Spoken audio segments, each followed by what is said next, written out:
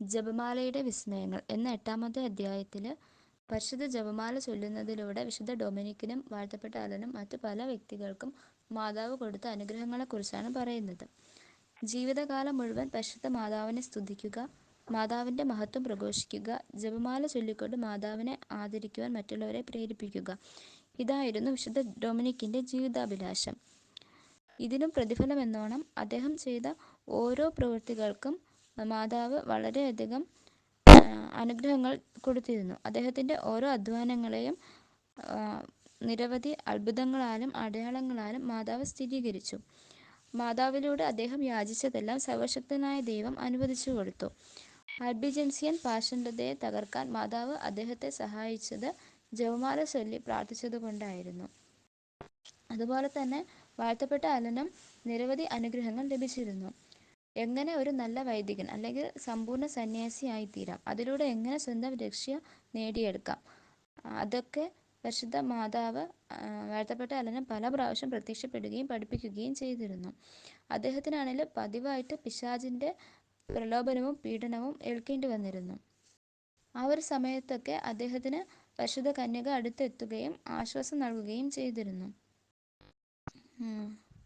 ഒരു പ്രാവശ്യം പരിശുദ്ധ മാതാവ് വാഴ്ത്തപ്പെട്ട അലനെ പ്രത്യക്ഷപ്പെട്ടിട്ട് വിരലിൽ ഒരു മോതിരവും കഴുത്തിൽ തൻ്റെ മുടി കൊണ്ടുണ്ടാക്കിയ ഒരു മാലയും പിന്നെ ഒരു ജപമാലയും സമ്മാനമായി നൽകി.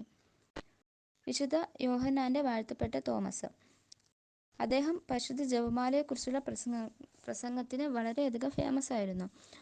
അദ്ദേഹത്തിനാണെങ്കിൽ ആത്മാക്കളെ നേടിയെടുക്കുന്നതിനുള്ള അദ്ദേഹത്തിൻ്റെ വിജയത്തിൽ പിശാച് വളരെയധികം അസൂയാലുവായിരുന്നു. അതുകൊണ്ട് തന്നെ അദ്ദേഹത്തിന് പിശാചിൻ്റെ ഭാഗത്തു നിന്നും വളരെയധികം പീഡനങ്ങൾ ഏൽക്കേണ്ടി വന്നിരുന്നു. ഒരു പ്രാവശ്യം അദ്ദേഹം രോഗബാധിതനായി വളരെ നാൾ കിടക്കയിലായിരുന്നു. ഡോക്ടർമാർ പോലും അദ്ദേഹത്തിന് ആ ഒരു അവസ്ഥയെ കൈവിട്ടു. ഒരു ദിവസം രാത്രിയിൽ അദ്ദേഹത്തിന് താൻ മരിക്കാൻ പോവുകയാണെന്ന് മനസ്സിലായി. ആ സമയത്താണെങ്കിൽ പിശാച് വളരെ ഭീകരമായ രൂപത്തിൽ അദ്ദേഹത്തിന് പ്രത്യക്ഷപ്പെട്ടു. അദ്ദേഹത്തിൻ്റെ കിടക്കയുടെ അരികിൽ മാതാവിൻ്റെ ഒരു ചിത്രമുണ്ടായിരുന്നു. ആ ചിത്രത്തിൽ നോക്കിക്കൊണ്ട് അദ്ദേഹം ഇങ്ങനെ നിലവിളിച്ചു, എത്രയും പ്രിയം നിറഞ്ഞ എൻ്റെ അമ്മേ, എന്നെ സഹായിക്കണമേ, എന്നെ രക്ഷിക്കണമേ. അദ്ദേഹം ഇത് പറഞ്ഞ ഉടനെ തന്നെ മാതാവിൻ്റെ ആ രൂപത്തിന് ജീവൻ പ്രാപിക്കുകയും മാതാവ് കൈനീട്ടി അദ്ദേഹത്തിൻ്റെ കരം പിടിക്കുകയും ചെയ്തു. എന്നിട്ട് ഇങ്ങനെ പറഞ്ഞു, തോമസ്, എൻ്റെ മകനെ, നീ ഭയപ്പെടേണ്ട, ഞാൻ ഇവിടെ തന്നെ ഉണ്ട്, ഞാൻ നിന്നെ രക്ഷിക്കുവാൻ പോവുകയാണ്, എഴുന്നേൽക്കുക, നീ ചെയ്യാറുള്ളതുപോലെ എൻ്റെ ജപമാല പ്രഘോഷിക്കുന്നത് തുടരുക, ശത്രുക്കളിൽ നിന്ന് നിന്നെ കാത്തു രക്ഷിക്കാമെന്ന് ഞാൻ നിനക്ക് വാക്ക് തരുന്നു. മാതാവ് ഇത് പറയുന്ന കേട്ട പിശാച് ഉടനെ തന്നെ അവിടെ നിന്ന് ഓടി രക്ഷപ്പെടുകയും തോമസ് സമ്പൂർണ്ണ ആരോഗ്യവാനായിരിക്കുകയും ജപമാല പ്രചാരണ പ്രവർത്തനങ്ങൾ പുനരാരംഭിക്കുകയും ചെയ്തു.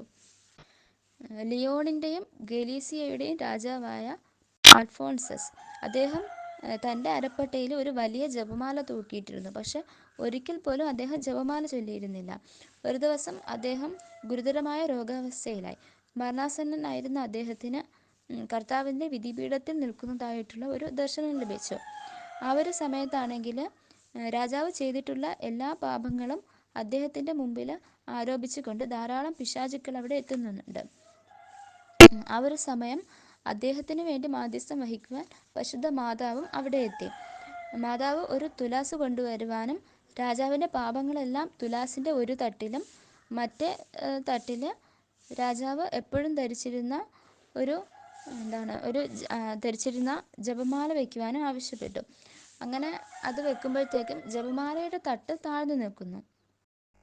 ആ ഒരു സമയം മാതാവ് വളരെ കാരുണ്യത്തോടെ രാജാവിനെ നോക്കിക്കൊണ്ട് പറയുന്നു, എൻ്റെ ജപമാല ധരിച്ചുകൊണ്ട് നീ എനിക്ക് അർപ്പിച്ച ഈ ചെറിയ ആദരവിന് ഒരു പ്രതിഫലമായിട്ട് ഞാൻ നിനക്ക് വേണ്ടി എൻ്റെ പുത്രനിൽ നിന്ന് ഒരു വലിയ കൃപ നേടിയെടുത്തിട്ടുണ്ട്. കുറച്ച് വർഷങ്ങൾ കൂടി നിൻ്റെ ആയുസ് നീട്ടിക്കിട്ടും. ഈ വർഷങ്ങൾ വിവേകപൂർവ്വം ചെലവഴിക്കുമെന്ന് എനിക്ക് ഉറപ്പു തരണം. പ്രായശ്ചിത്തവും ചെയ്യുക. സുബോധം വീണ്ടു കിട്ടിയ രാജാവ് ഉച്ചത്തിൽ വിളിച്ചു പറഞ്ഞു, എന്നെ നിത്യനാശത്തിൽ നിന്നും വിമോചിപ്പിച്ചത് പരിശുദ്ധ കന്യകാമറിയത്തിൻ്റെ ജപമാലയാണ്. ജപമാല എന്നും വാഴ്ത്തപ്പെടട്ടെ. അങ്ങനെ ആരോഗ്യം വീണ്ടെടുത്ത രാജാവ് തൻ്റെ ശേഷിച്ച ജീവിതകാലം നിത്യവും വിശ്വസ്തയോടെ ജപമാല ചൊല്ലി പ്രാർത്ഥിക്കാൻ തുടങ്ങി. ഉറപ്പായിട്ടും നമ്മൾ ഭക്തിയോടെ ജപമാല ചൊല്ലുവാണെങ്കിൽ ജീവിതത്തിൽ വളരെയധികം കൃപകൾ ദൈവത്തിൽ പരിശുദ്ധ മാതാവ് വഴി ദൈവത്തിൽ നിന്നും നേടിയെടുക്കാനാകും.